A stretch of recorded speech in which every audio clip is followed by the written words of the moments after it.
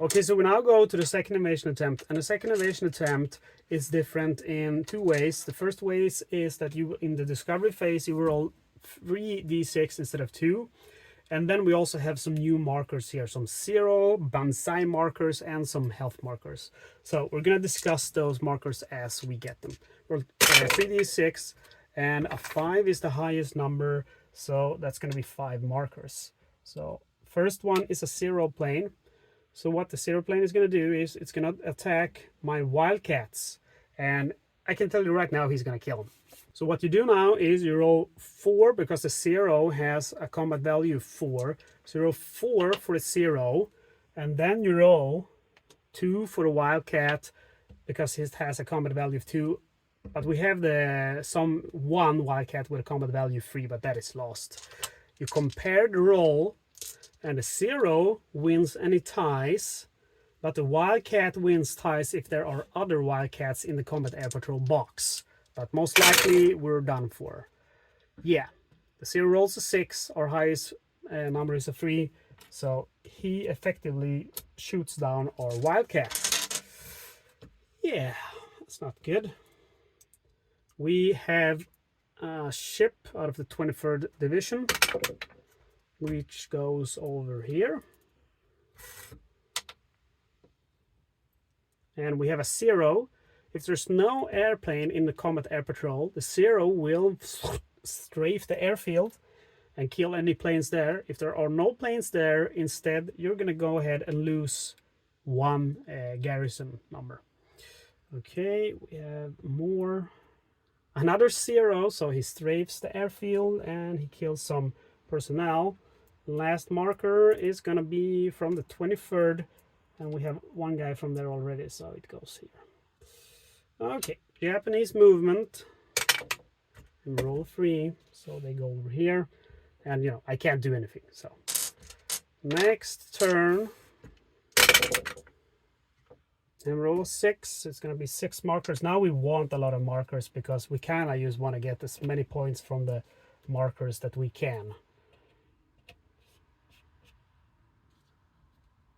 And we get a health, so that increases our garrison by 1. It represents, you know, scrambling personnel, finding wounded people, so on. We get a Banzai marker. The Banzai markers removes a Japanese division from the Emperor's Disgrace box and puts them into the battlefield. You actually get to choose which division you want to put forward. However, there's one rule: you cannot put any transport first. They have to be the last division to go onto the board. So let's go ahead and take your body. I kind of want to have some kind of vengeance on him, and we roll a 1, so he's going to go over here. And I think, yeah, there were 2 more markers remaining. Janky Grit, that's why you put your die there to remember. And another Banzai marker, so we go ahead and take this guy. And roll a 3, so he's going to go over here. And again, we can't fire, but we have the roll for Japanese movement.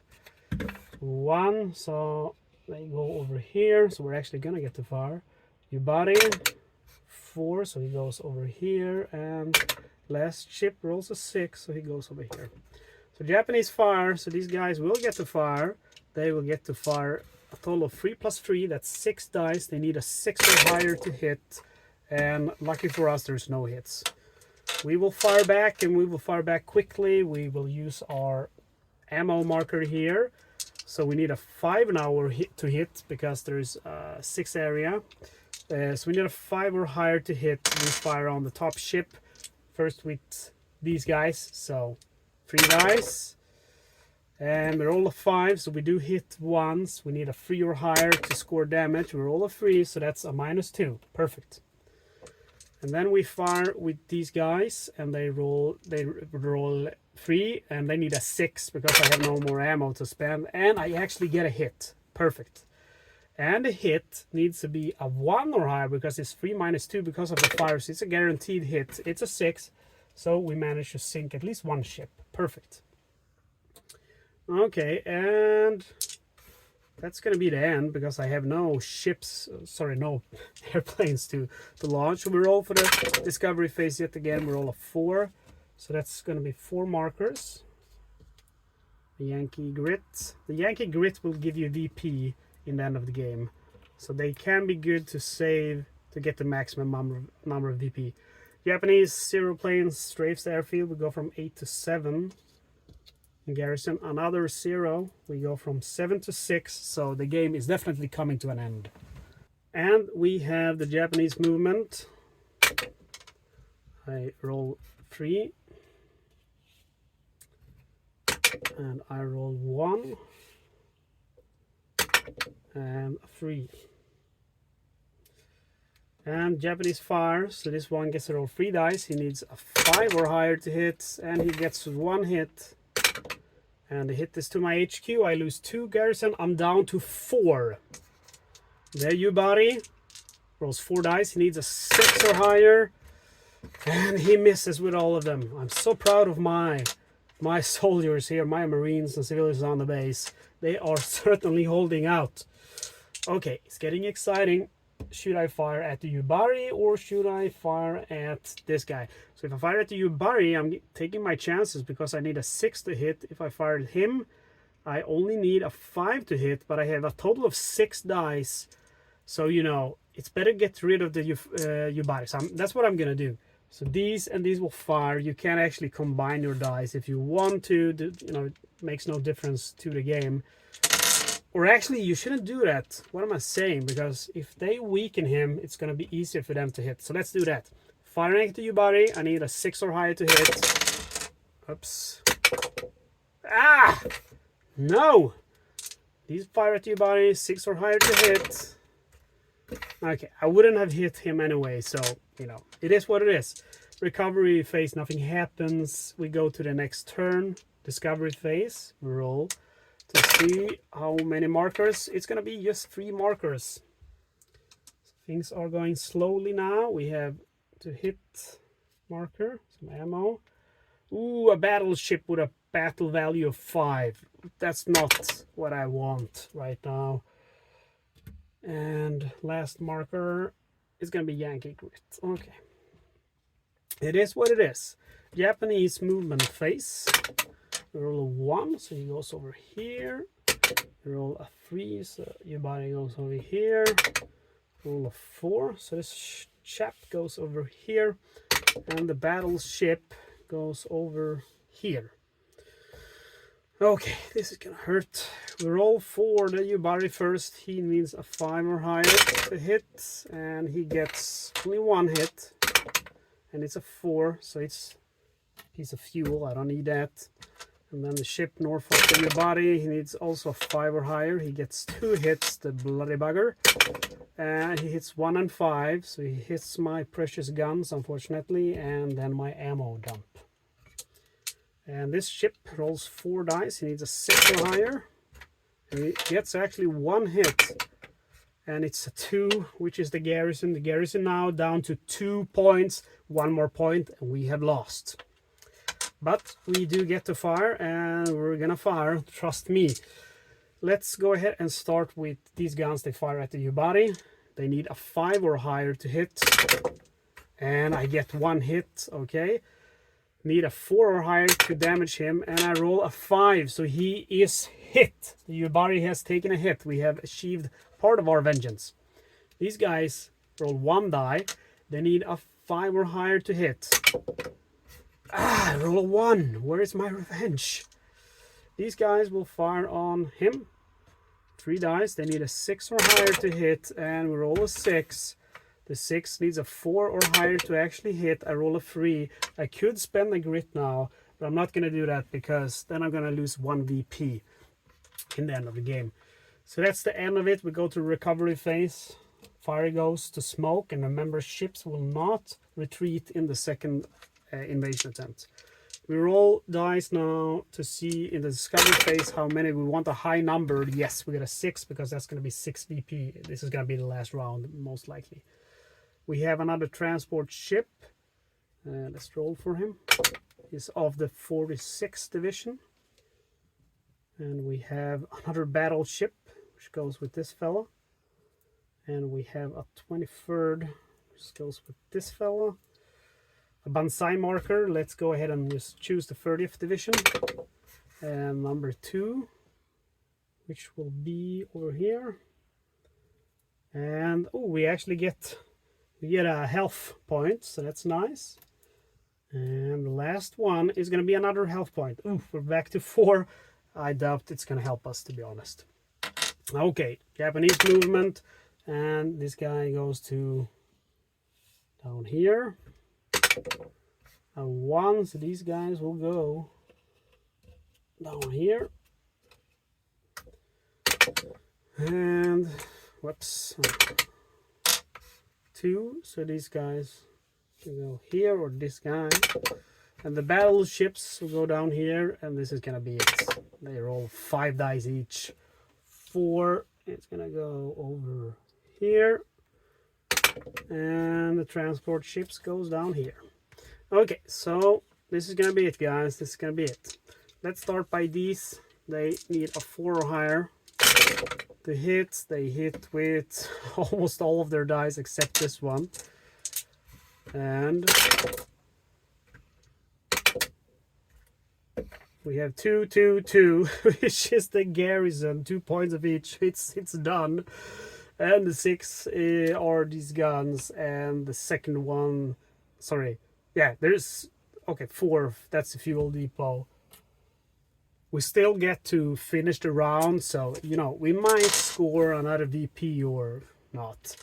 Okay, so that's the hits, all that. We get to roll with him, 4 dice, needs a 4 or higher to hit. That's only 1 hit, actually.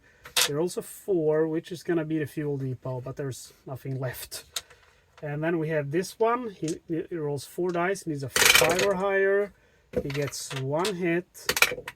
And the hit is to number 2, which is the HQ. Can't take more damage. And then these beasts, the battleships, they will fire 5 dice each. They need a 6 or higher. And gets 2 hits. And it's 5 and 3, so ammo dump, and 3 is going to be airfield. So there's nothing left. Last Japanese attack from the other ship. 6 or higher, so that's 1 hit. And the hit is to the ammo dump. Okay, so I get to defend 1 last turn. And I will fire at the U-body with, let's see, these guys here. They only have 1 die. And I need to roll a 4 or higher.